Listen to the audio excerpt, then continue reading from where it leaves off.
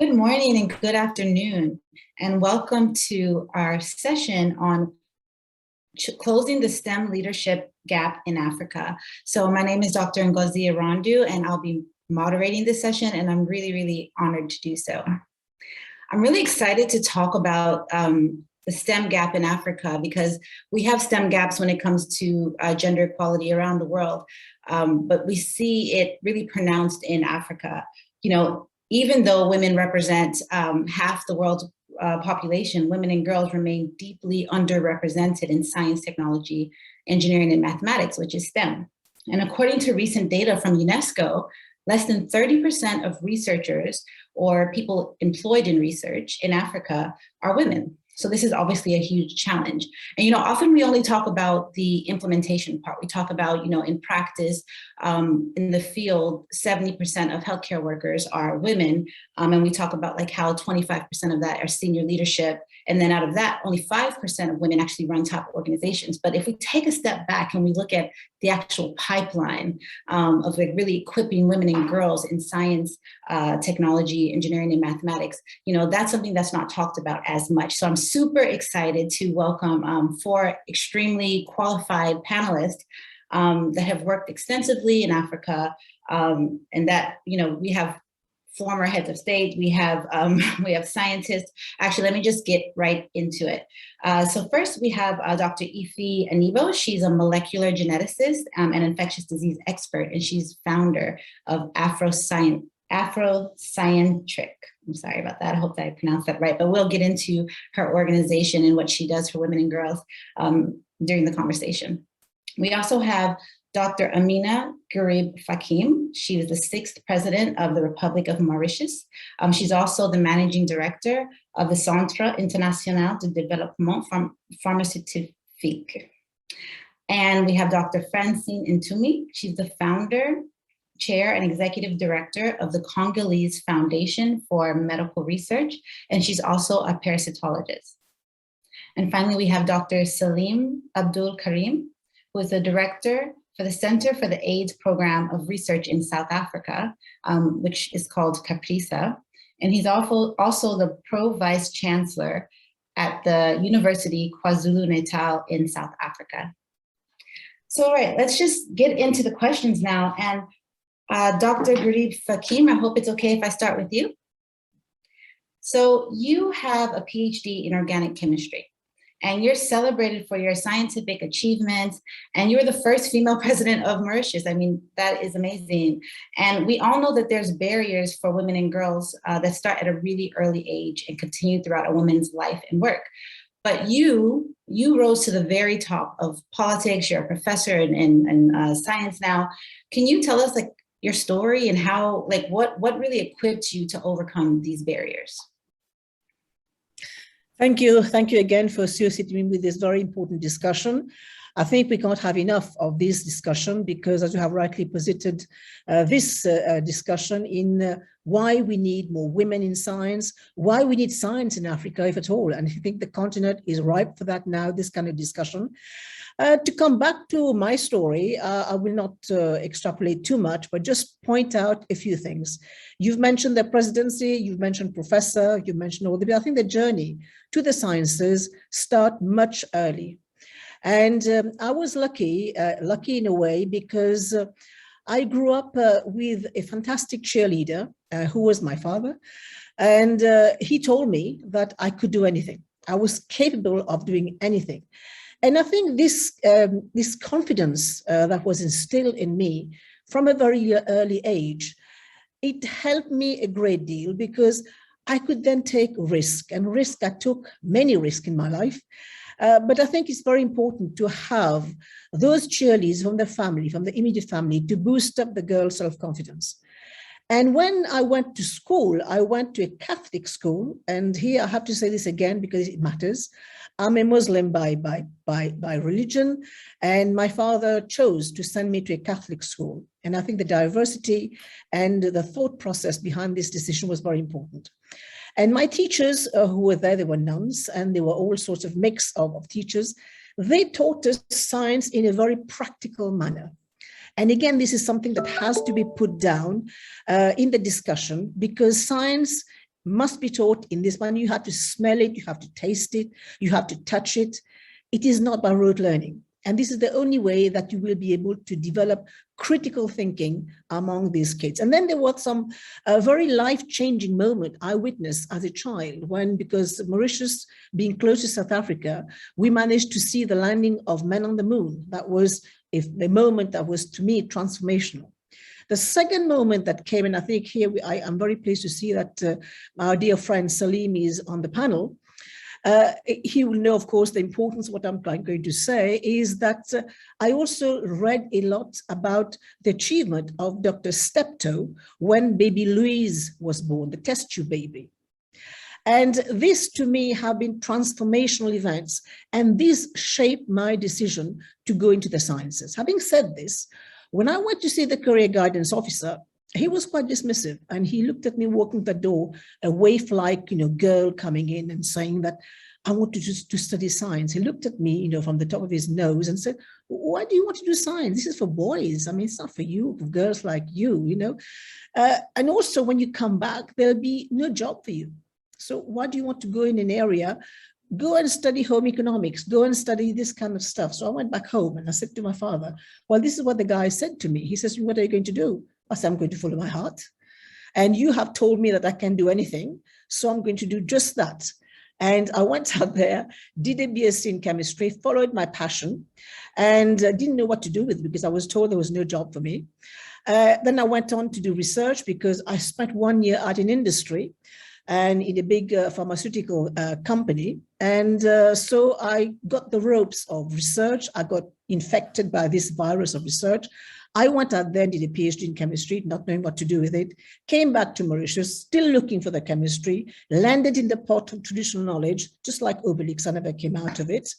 And I followed my journey, of course, developed the department, published against all odds because the sector I chose to work in was herbal knowledge, and it was perceived to be not serious. I mean, I was called all sorts of names, witch, low-level research.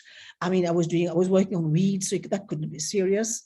I published, created the very first database, then decided move up the academic ladder, ended up just like Salim, Deputy Vice Chancellor, then took my retirement and went into the area of entrepreneurship because I was keen to translate this database into an enterprise that could provide industry with innovative molecules for pharma, for food, for cosmetics, you name it. And I helped to build that holding company. Now, it's important also to note, because the ecosystem for this kind of initiative isn't here in Mauritius still now, because the finality of most academic is to publish or perish. So many people chose to publish. The data is out there, not protected, unlike in South Africa, where this is possible. And then I just carried on, created my enterprise. Again, the notion of risk-taking was there. And then in 2014, I took another risk. I got called by the local parties who were going to put people out campaigning at the start for the election.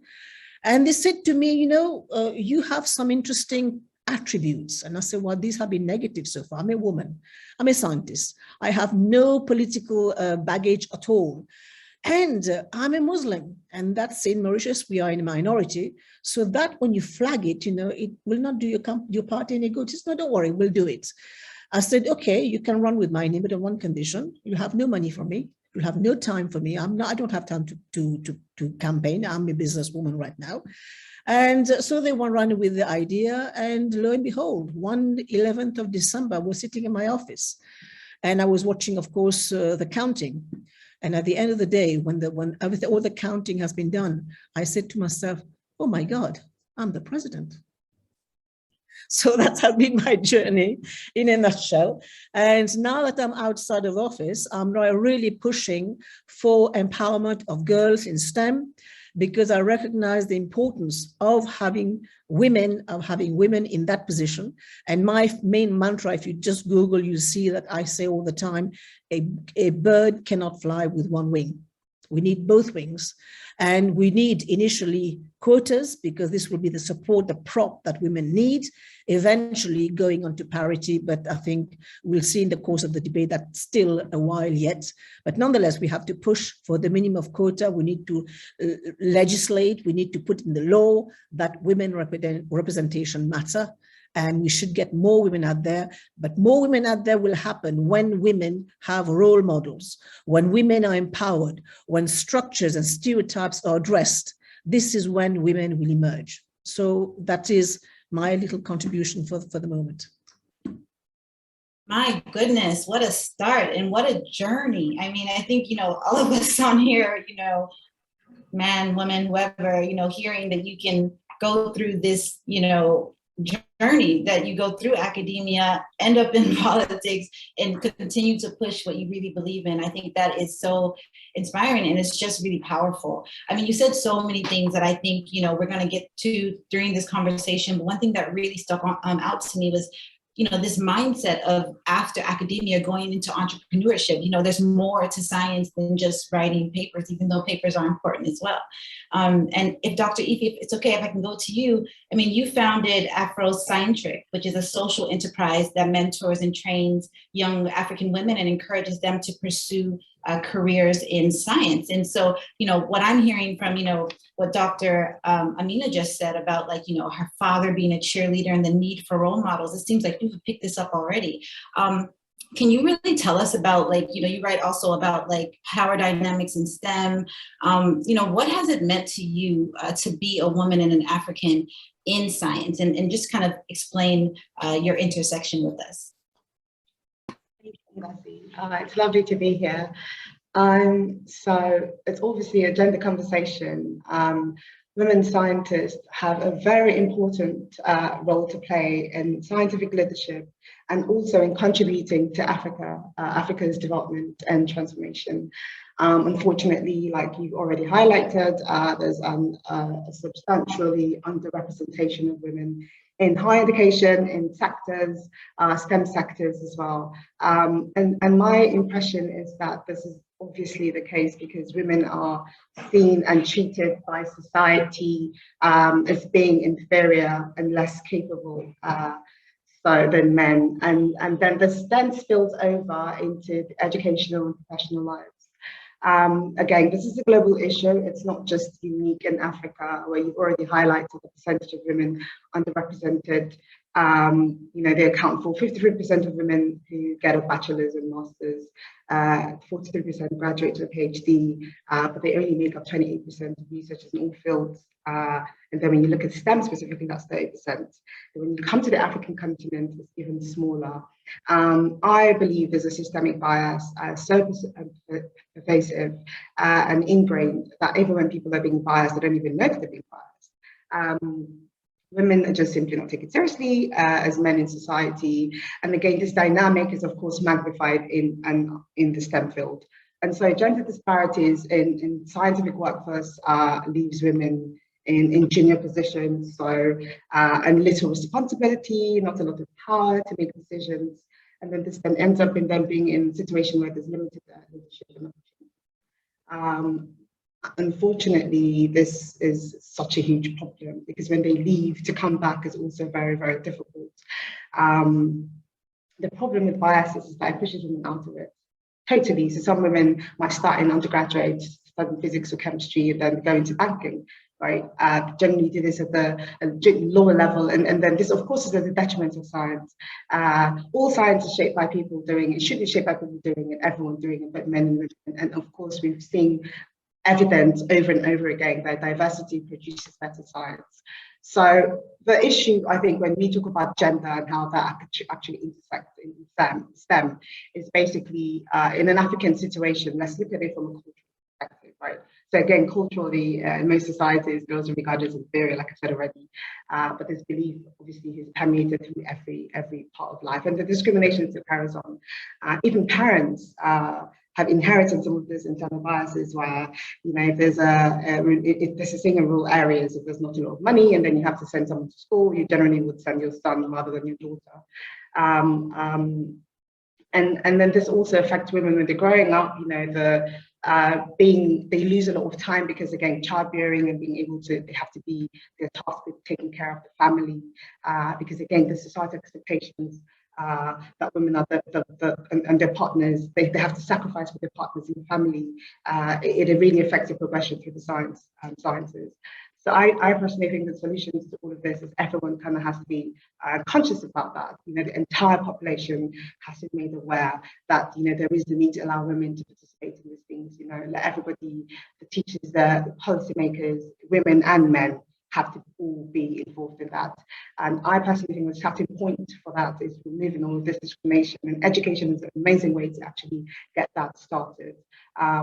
Stopping early marriages in a lot of African settings could also help with this, because, again, when a woman's educated, it's a multiplier effect that we've seen time and time again. So, you know, literacy improves, family income improves, family health improves, and other indicators improve. And I personally believe that diversity brings more of this into the conversation. So it's important that we remove the bias that comes from all of this and include women, because, again, we'll make up 50% of the population, so that we can actually contribute our own quota to developing any society that we see ourselves in.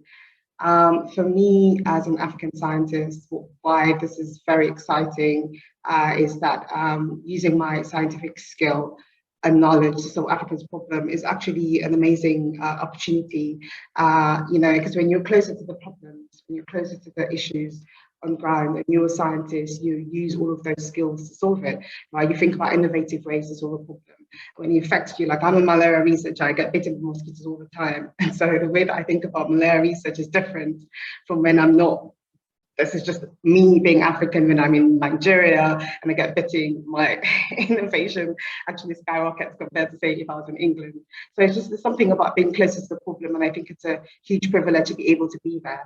And I think that makes me happy and really excited about being an African scientist at this time, is being in a position to inspire the next generation of women. Again, you've heard from our previous speaker how women obviously are told not to be curious, don't ask questions. I went through that when I was growing up as well.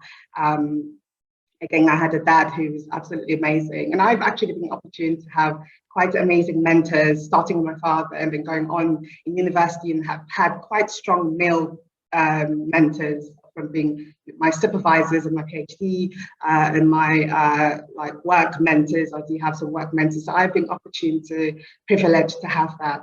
But again, it's the just shutting down of women, saying, well, you're not supposed to do this, you're not supposed to be, you know, sat on this table, you're not supposed to have an opinion. It starts when you're really young. And I think that this is another reason why I started Afroscientric, is because I know that there were women like me who perhaps had different interests when we're growing up, and being shut down. You know, curiosity is being shut down. You're a girl, why you ask me something questions, you're a girl, why do you want to do this and that? You know, so it's about inspiring. It has to be a mental shift. You know, it all starts in the mind.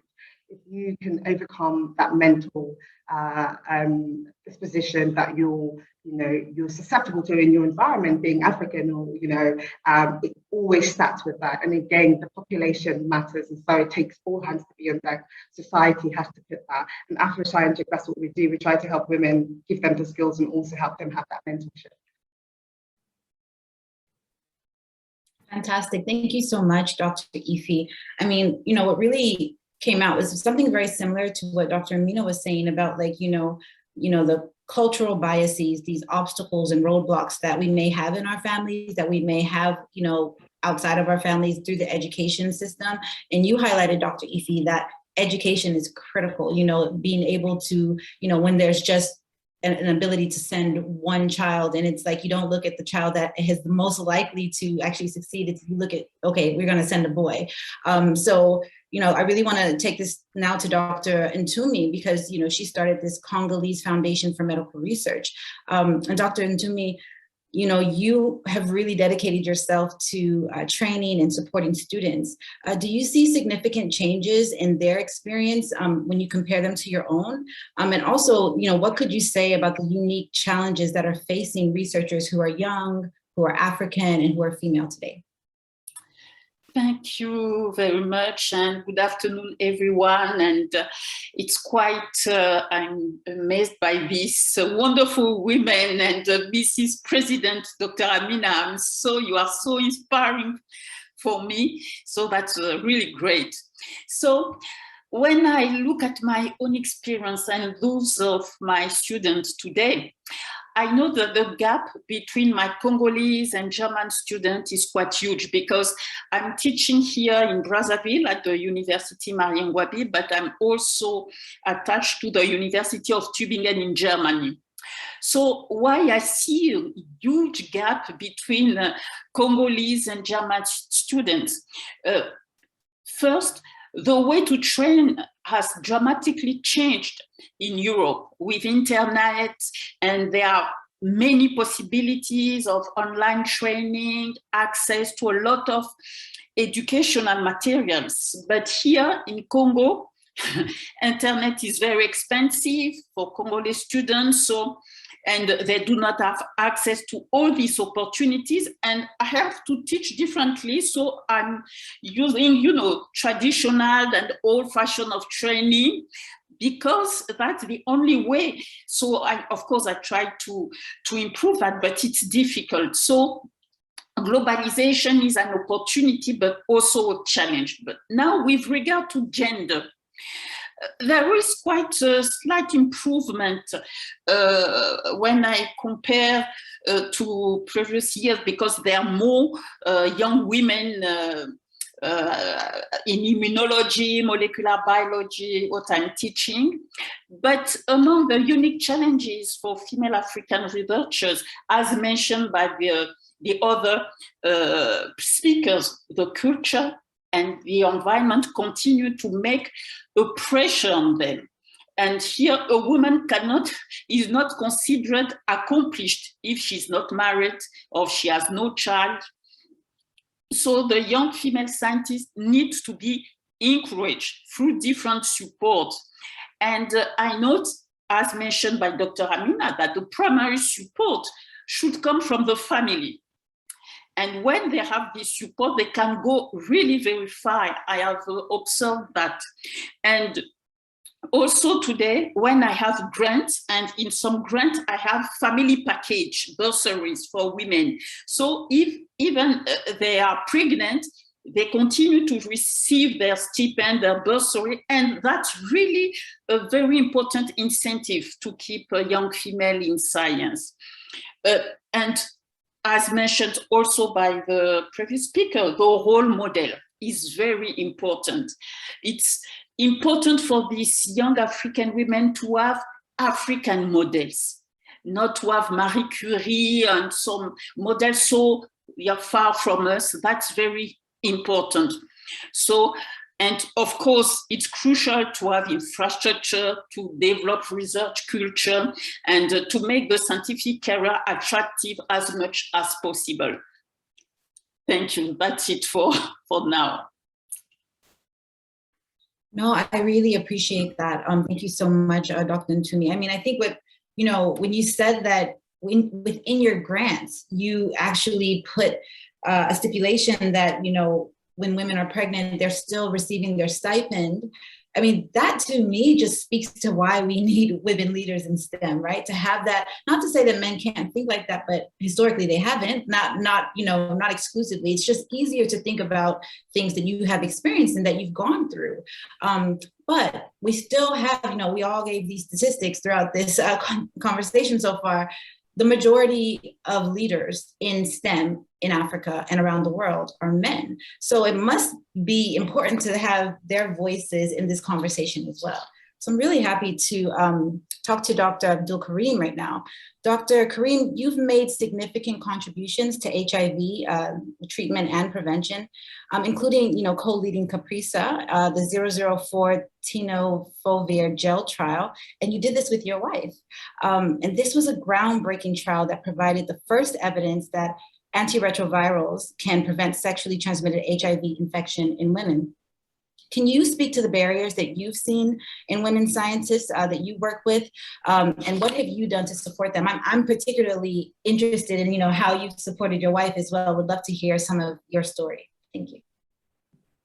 Well, a very good afternoon to you. And I have to say, I'm deeply honored to be here, not just because, of the subject matter, but because I'm here with two good friends. Dr. Gurib-Fakim, who we went to visit in Mauritius, and who's had a deep influence as a role model for both our daughters who visited her at State House. And of course, Dr. Ntoumi, who I know and serve on many committees with. So I think, as we reflect on science, whether it's for young girls or for young boys, I have found three things to be centrally important. The first is you have to be passionate. If you're not passionate about science, you won't pursue it. And that passion comes, it's somewhat innate, it's curiosity that is generated in you as a young child, but it's things that happen very early in your development that create that passion. The second is you got to have perseverance, because there's no easy path in science. Nobody just walks through and rises to the highest levels of science. They rise because they persevere. They live with failure all the time, because that's what science is about. You have 5 failures for every success. And so you can't walk away the first time you fail. You got to learn from failure and do better every time. And then the third for me has been the central importance of having a mentor, and often a mentor who's a role model, because your mentors have a critically important role to play. Your mentors are there not to tell you what to do. If somebody's telling you what to do, then that's not the right mentor for you. A mentor is certainly somebody who is a sounding board, somebody who merely clears your path, just sweeping away a few of the little pebbles that serve as obstacles. But that's all they're doing. They're just facilitating a future. So in my own center, Caprisa, we are a center with about 300 or so researchers. We have 57 PhDs, 32 medical doctors. We are 81% women. Just to give you some idea of what our organization is. In fact, at one stage, the situation was so that I could have just put my name on the men's toilet because there's nobody else using it. Right? That's how dominant women are in my organization. And the reason I think for that is because both Curetia, my wife, who many of the people on this panel also know, and my deputy director, Nesri Padiachi, and now Kogi Naidu, are very powerful women who attract other women. So when we put out an advert, let me give you some, if I tell you as an example, our statistics department. Statistics is a discipline that there are very few women in.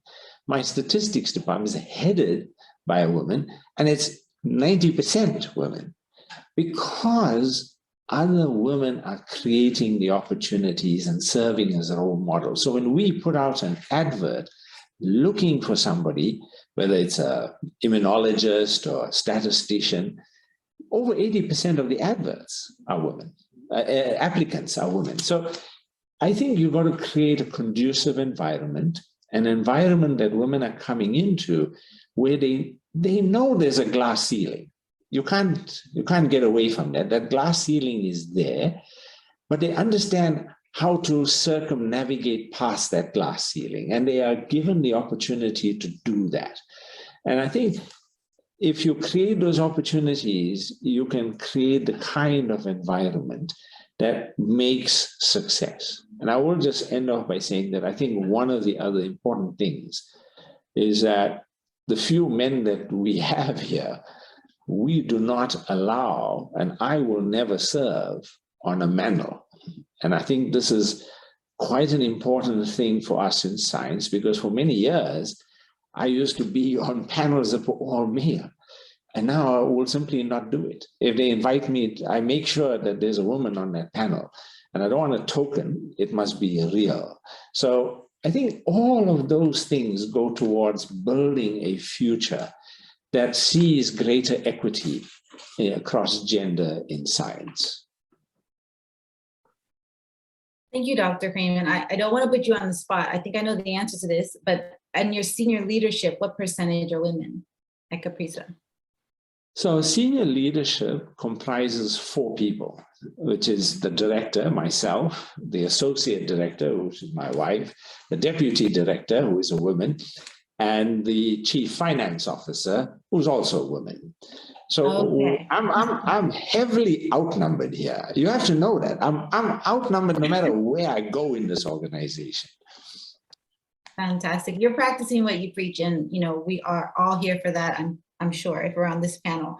We have about 10 minutes left, so I just want to do one more round robin and kind of ask you all some quick thoughts. I mean, what you said about role models, Dr. Karim, and actually that is the kind of the thread that everyone's been saying, is that, if we want more women, we have to make sure that there are kind of women in place now. Like, it's really hard to see what you can do if you don't see anyone who looks like you. So Dr. Aniebo, let's talk a little bit more about your, or Dr. Ife, sorry, let's talk a little bit more about your institution. I'm assuming that role modeling is like maybe the #1 factor that's needed, but maybe you can tell us, are there other factors that's needed to really support young African women to join and to stay in science? Thank you, Dr. Ngozi.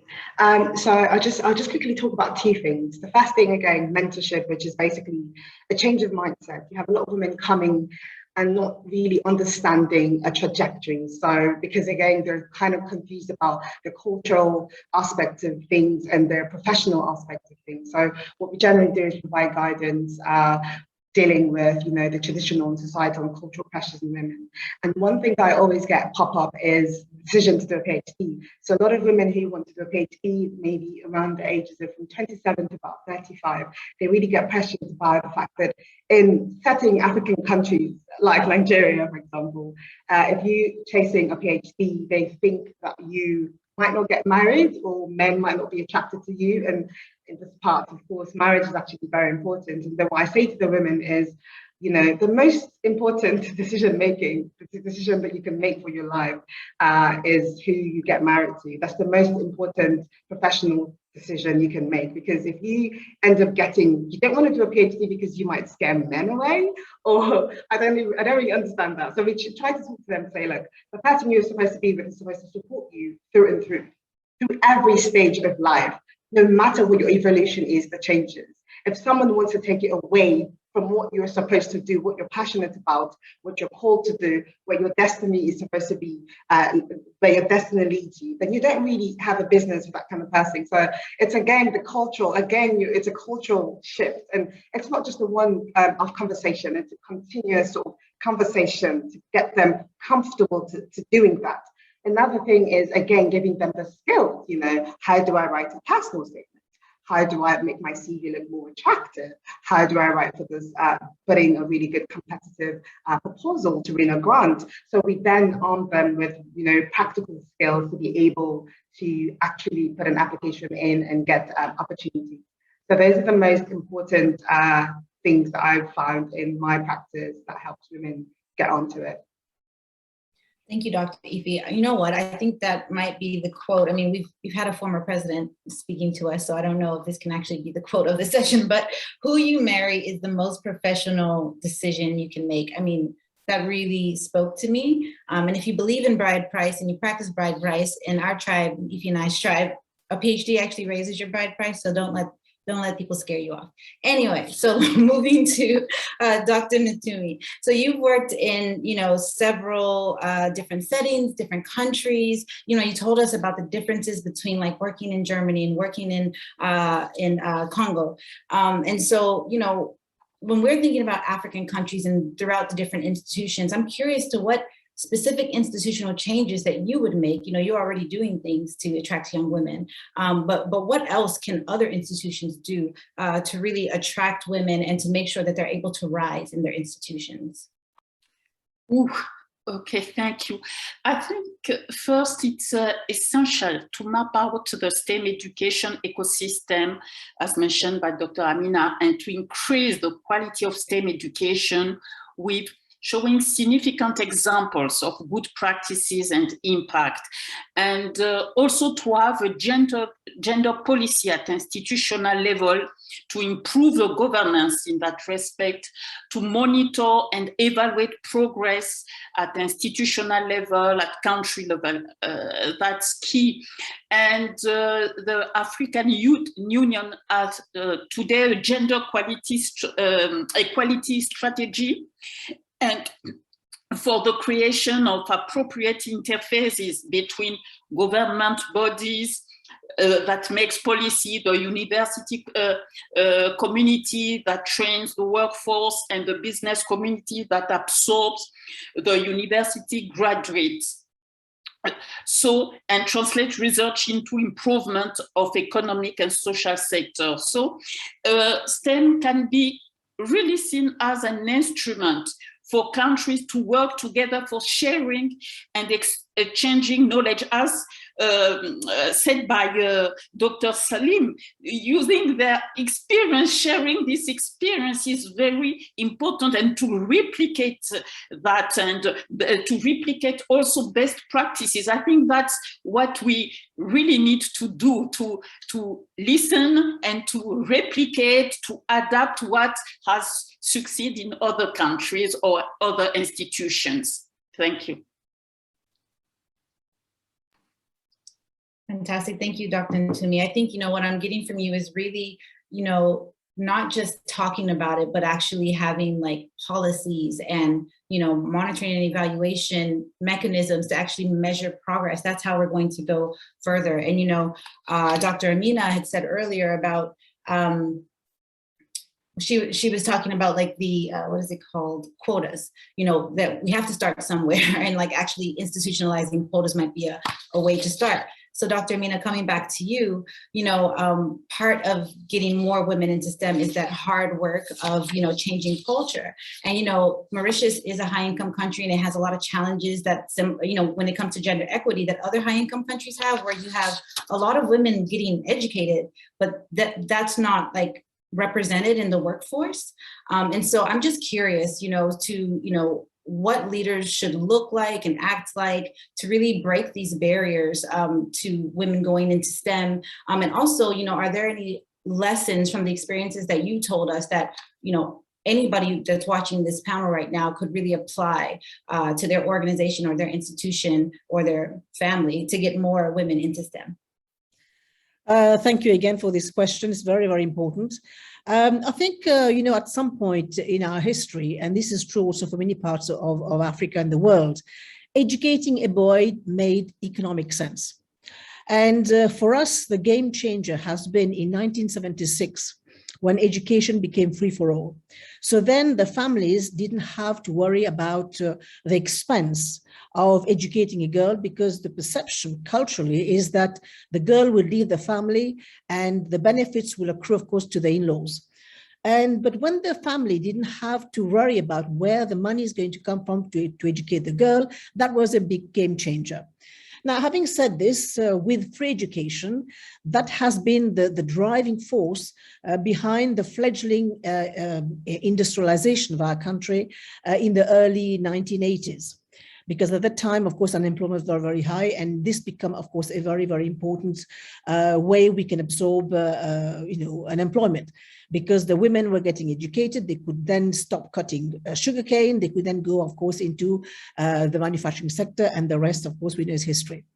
But to come back again to one of the questions, and I think that had been raised also for many, many other speakers prior to what I've said, is that when it comes to women, as I said, the SDGs recognize the central role that science is going to play in deliverables by of the Agenda 2030. We need more women, and the gender standalone SDG, I think it cuts across to make this SDG become successful.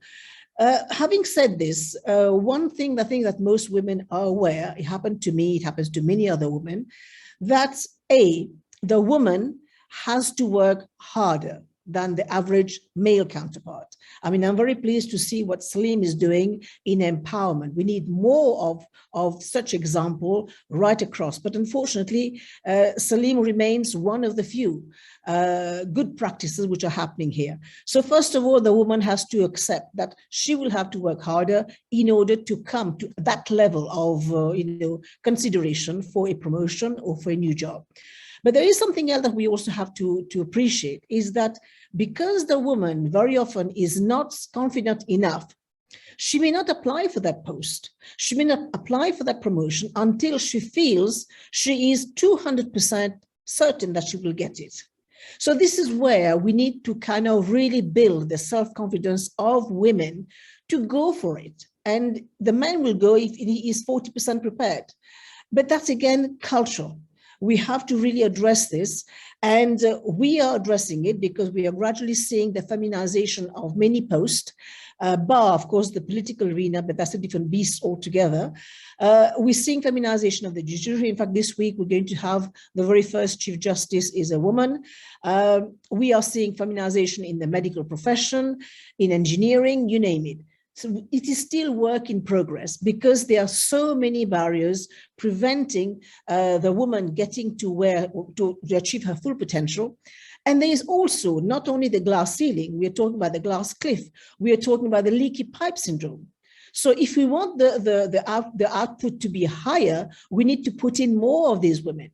So there are many challenges that need to be addressed so that the woman is empowered, the woman is sufficiently confident in herself, in what she's doing, and then we will see, of course, much improvement, at least in the statistics, because the day-to-day is not easy. And one thing I will say, because we have a very woman panel here, bar, of course, Salim, who is now part of our group, is that please, when you are a woman, when you have reached a certain position, please don't behave like a man. Be proud to be wearing this, whatever you're wearing, flowery suit or whatever it is. You don't have to keep on wearing gray. Wear your stilettos, wear your flowery suits, and go to work and feel proud to be a woman. Thank you. I love that. I love that, Dr. Ameenah. Yes, we can be ourselves. We don't have to change when we get to the top. I love that. And just to go to you, Dr. Karim, Dr. Ameenah and Dr. Ife talked about how they had these, amazing fathers who were their cheerleaders and really installed that confidence that Dr. Ameenah just told us about at a very early age. But even in our profession, we need male leaders who are supporting women. So can you tell us how more men can inspire women to get into STEM leadership and how they can really help to close the gap? Sure. I think I should start off by making an observation that Dr. Gurib-Fakim is correct in that, if you marry wisely, it makes a big difference. And in my life, that certainly is true. And because I think most people are aware that, my wife is the famous scientist, I'm the accompanying spouse. And that certainly applies. I mean, I go to more conferences as the accompanying spouse than as the main speaker. So, yeah, marrying wisely is a good idea. I would say that for me, the issue is that when men are insecure, that's when they become an obstacle to others. And often, women bear the brunt of that, being like a wall.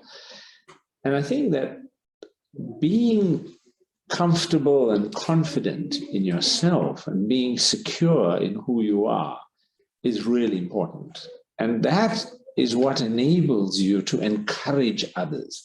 There's a saying in management that, sevens hire fives. Sevens don't hire nines and tens, right? Because they're scared, they're insecure. If you've got into a position of authority and you can create those opportunities, and I think once you've created those opportunities, it becomes attractive to women to come into science.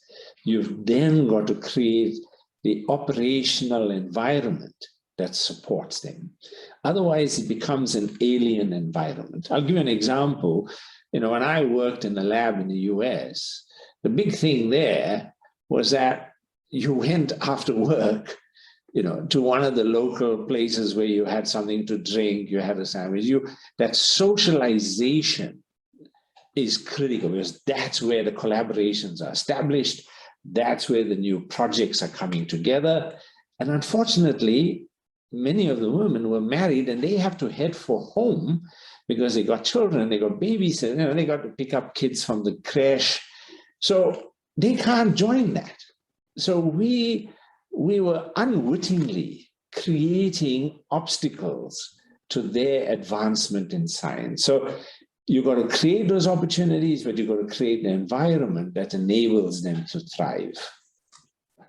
Definitely. Thank you so much, Dr. Karim. And I really appreciate the practical example, because I think a lot of people that are watching this can kind of resonate with that on both sides, either being the man that didn't think about that or being the woman who was really disappointed because she couldn't go to some of those social gatherings. But, I just wanted to thank every single one of the panel members. This has been such an enlightening conversation. And, we've talked about structural barriers. We've talked about personal inspiration. We've talked about drive and, the 2 P's and the 1 M that Dr. Karim said about passion, perseverance, and having mentors.